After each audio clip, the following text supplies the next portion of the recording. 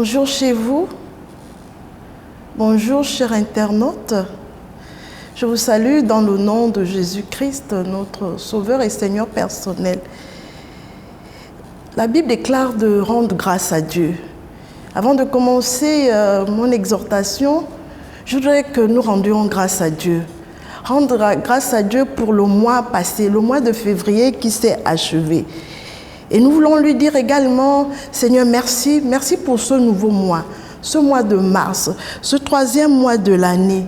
Seigneur, nous te consacrons ce mois, nous te le recommandons, notre Dieu, notre Père, afin que tu sois notre bouclier. Seigneur, pour ce mois de mars, Seigneur, nous comptons sur toi. Seigneur, pour ce mois de mars, nous appuyons sur toi. Sois l'alpha et l'oméga. Seigneur, couvre-nous par tes ailes afin de nous arracher de tout danger. Seigneur, merci pour ce mois. Nous déclarons que ce mois est un mois merveilleux, un mois de grâce, un mois de faveur et d'opportunité.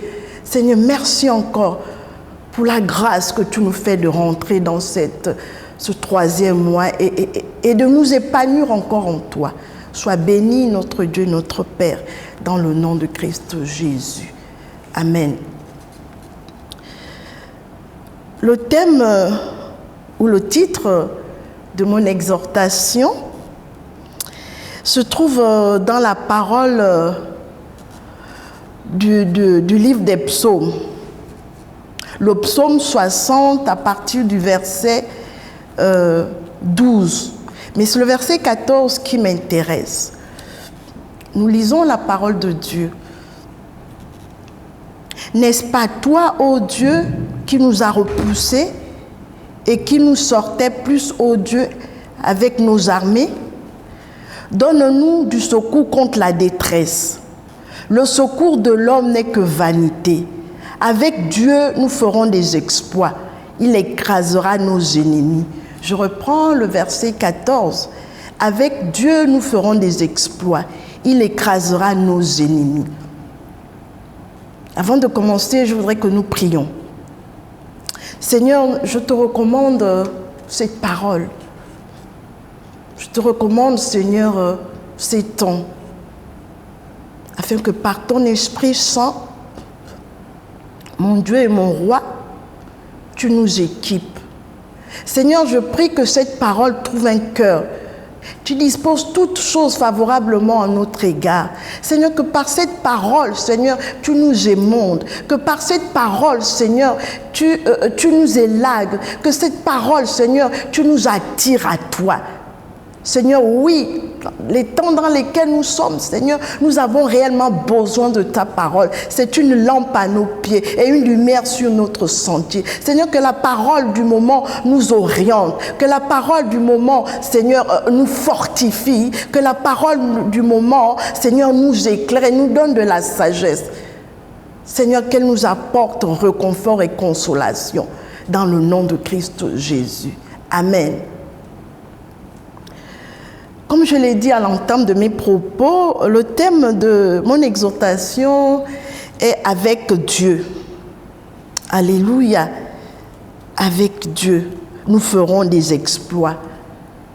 C'est lui qui écrasera nos ennemis. Cette déclaration est faite par David. Cette déclaration est faite par le psalmiste David, le berger, le roi David. Celui dont Dieu pouvait dire un homme selon mon cœur. C'est une déclaration faite avec assurance. C'est une déclaration forte dans un contexte difficile, dans un contexte de guerre, dans un contexte de détresse. Je crois que cette confession, bien-aimée, ne repose pas sur des simples sentiments. Oui, je pense que cette confession ne repose pas sur des émotions, mais sur une réalité spirituelle indéfectible, mais sur la relation intime que David avait avec son Dieu. Alléluia! En dépit des circonstances, devant l'adversité, donc, devant les afflictions, David pouvait dire « Mon Dieu est à mon côté ». Dieu est présent, Dieu est en moi, Dieu est avec moi. Oui, il était certain. David avait cette conviction, cette réalité spirituelle que Dieu était avec lui, dans les bons comme dans les mauvais jours. David avait cette assurance que Dieu était avec lui. David avait cette conviction, bien-aimée, que le Seigneur marchait à ses côtés. Je veux dire à quelqu'un ce matin, je veux dire à toi qui m'écoute, le Seigneur dit dans sa parole qu'il est avec nous tous les jours de notre vie, qu'il ne nous abandonnera jamais, quel que soit ce que tu peux traverser, quel que soit ce que tu peux vivre, quels que soient les hauts et les bas, bien-aimés. Dis comme David, l'Éternel est avec moi. L'Éternel est mon berger. L'Éternel est mon secours. L'Éternel est mon rempart. Alléluia. David, la Bible nous dit que David, dans cette adversité, n'a pas douté de la présence de Dieu. David, dans cette oppression, il n'a pas douté que Dieu était avec lui. Et c'est pourquoi il pouvait tenir de tels propos. C'est pourquoi il était capable d'une telle affirmation. Oui, bien-aimé, David avait une relation intime. David avait la crainte de son Dieu. C'est pourquoi il pouvait dire, avec Dieu, je ferai des exploits. C'est pourquoi il pouvait dire, mon secours se trouve en Dieu. C'est pourquoi David pouvait dire, quand je marche dans la vallée de l'ombre de la mort, je ne crains aucun rien. Dieu est avec moi. Sa houlette et son bâton me rassurent. Alléluia. Ne doute pas de la présence de Dieu dans ta vie. Ne doute pas de la main de Dieu sur toi, bien-aimé. Que les circonstances, que le quotidien, que ton vécu ne te fasse pas douter de la présence de Dieu.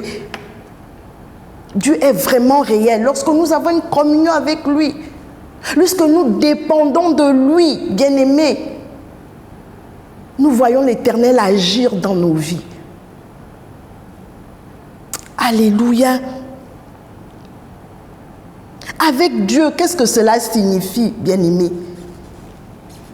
Avec Dieu, cela signifie qu'avec Dieu, tu auras du succès. Cela signifie qu'avec Dieu, tu auras la victoire. Avec Dieu, signifie que tu dois t'appuyer sur Dieu. Dieu doit être ton seul secours. Dieu doit être ton seul abri. Dieu doit être, bien-aimé, ton seul appui. Il doit être ton seul recours. Il doit être ton seul plan. Avec Dieu, il n'y a pas de plan B, il n'y a pas de plan C. Dieu doit être ton seul plan. Dieu doit être la solution dans tout ce que tu traverses. C'est le proverbe 3, 5, 6 qui dit « Confie en l'Éternel, confie-toi en l'Éternel de tout ton cœur et ne t'appuie pas sur ta sagesse. Reconnais-le dans toutes tes voies et il aplanira tes sentiers. » Alléluia. Avec Dieu, cela signifie que tu dois t'appuyer sur Dieu. Tu dois t'attendre avec Dieu. Tu dois avoir Dieu comme allié. Tu dois avoir Dieu comme protecteur. Tu dois avoir Dieu comme solution. Alléluia. Avec Dieu, bien-aimé, cela signifie que Dieu doit être ton dernier atout et ton seul atout. Dans la détresse, Dieu doit être ton seul atout. Hein? Lorsque tu te retrouves sans force, Dieu doit être ton seul atout. Lorsque tu es faible, Dieu doit être ton seul atout. Lorsque tu es opprimé, lorsque tu ne vois rien, Dieu doit être ton seul atout. Il doit être ton seul rempart, ton refuge, ton abri. Alléluia. Oui, je veux dire à quelqu'un que le Seigneur est puissant. Je veux dire à quelqu'un, toi qui me regardes, que le Seigneur est dans ta barque. Il n'est pas hors de la barque. Lorsque les vents sont impétueux, le Seigneur est ton seul atout. Lorsque les complots sont faits contre toi, bien-aimé, que le Seigneur soit ton seul atout. Lorsque tout va mal, lorsque tu te sens déprimé, lorsque tu ne vois pas l'horizon, lorsque, comme on dit, le plafond est bas, bien-aimé, que le Seigneur soit ton seul atout. Les temps dans lesquels nous sommes sont compliqués, sont difficiles. Nous sommes ballottés à tout vent de doctrine. Nous allons dans tous les sens. Nous n'avons même plus de repères. Mais moi, je veux te dire, dans cette crise économique mondiale, dans cette crise sanitaire, dans cette crise sociale, que Dieu soit ton seul atout. Alléluia. Oui. Avec Dieu, nous ferons des exploits. Et il écrasera nos ennemis. Lorsqu'on définit ce mot exploit, nous sortons de là avec comme réalité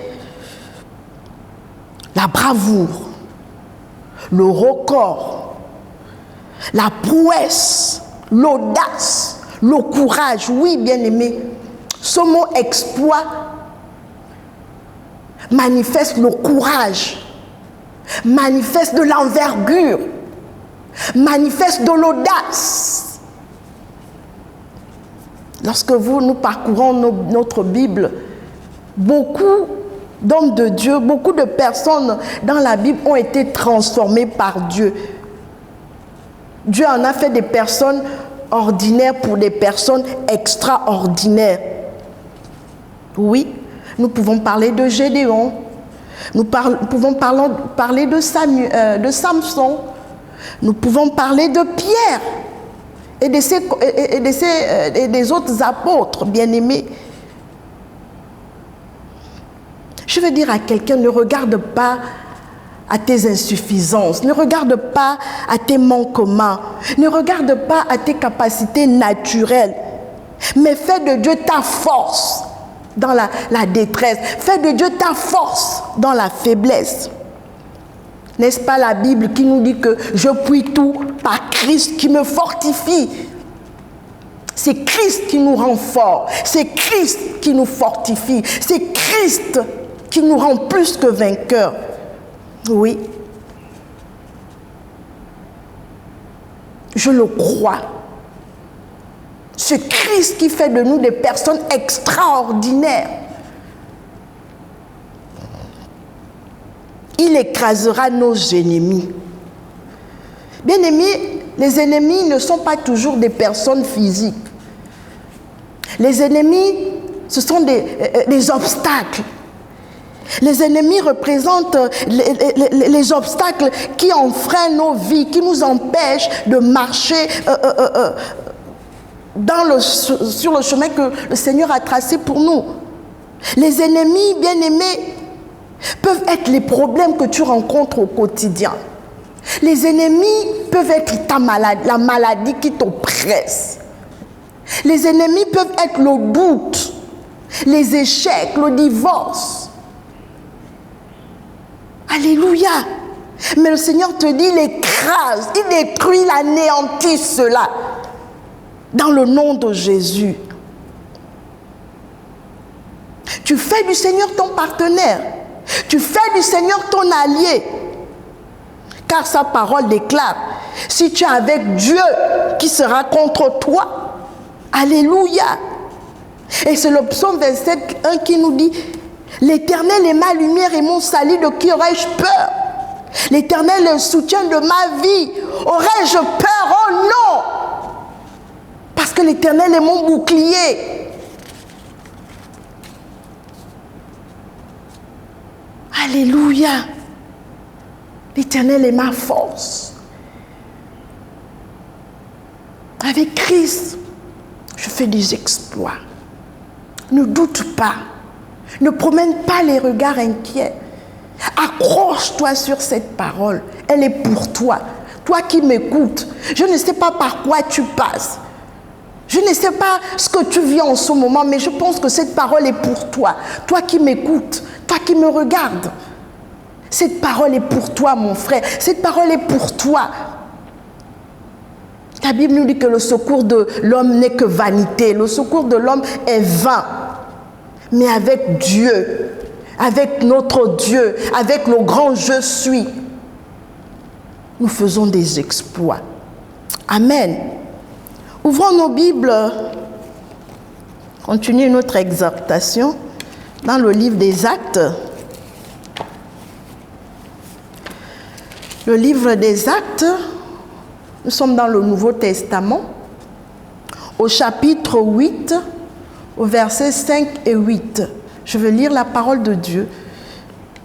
Mais je vais commencer au verset 4.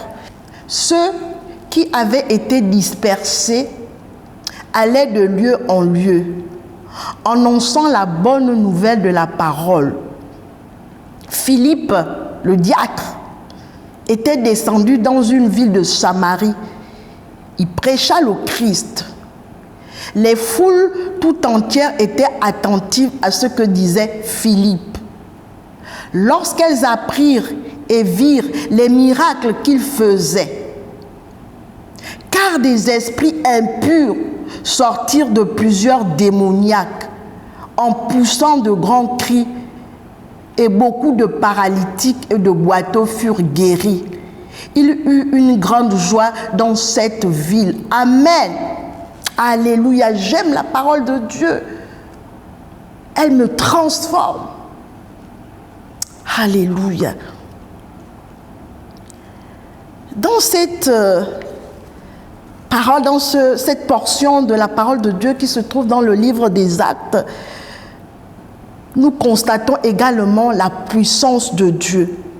Bien-aimé, je vais te dire que la puissance de Dieu, la puissance est un des attributs de Dieu. La puissance est la nature de Dieu.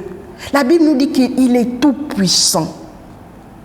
Oui, au travers de ce verset, nous constatons la puissance du bras de Dieu en action.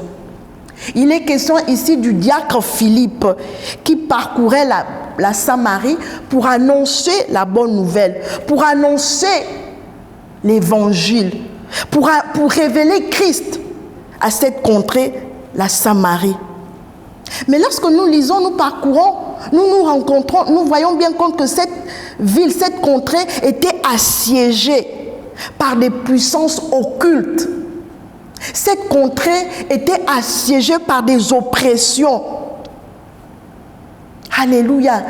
Des oppressions qui empêchaient la bonne nouvelle de s'étendre. On nous parle même au verset 9, on nous parle même de Simon le magicien qui exerçait sa profession.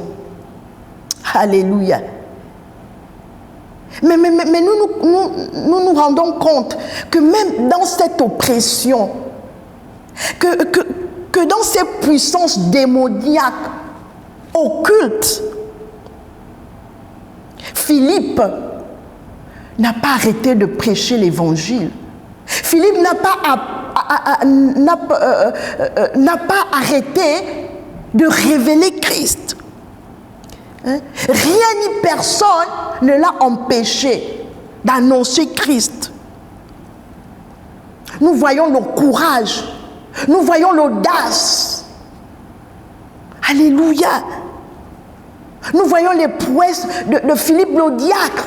Philippe n'était pas pasteur, il n'était pas apôtre, il n'était pas docteur, mais un simple diacre. Alléluia. Il a cru en Dieu.